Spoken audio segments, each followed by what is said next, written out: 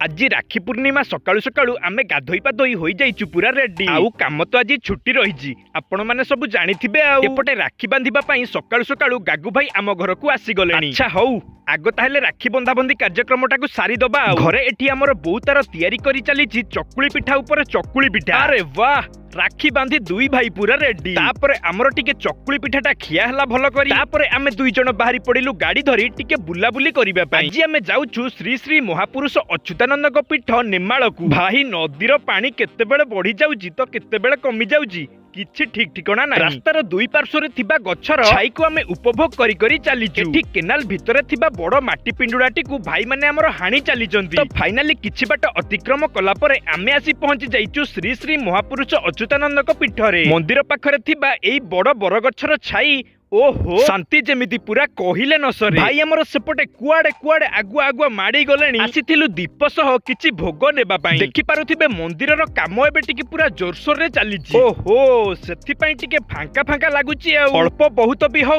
लोक मानकर यातायात सबुदिन चलीछि। तापरे हमें दीप लगेई भोग करि सारी मुंडिया मारिलु। हौ भाई चलो जिबा आउ कोन करिबा केबे चलीलु टिके नदी कूल आडे बुलाबुली करिबा पई। गच्छ गुडी को बंध पाखरे पूरा भरपूर रहिछि। अरे अरे एपटे नदी कूलिया अंचल मानकरे लोक माने पत्थर को काटी काटी विभिन्न प्रकार मूर्ति तयारी करूचंती। आज एमिति टिके बुलाबुली करि सारी मते घरे छाडी देई गागु भाई बाहरी गले तांको निज कामरे।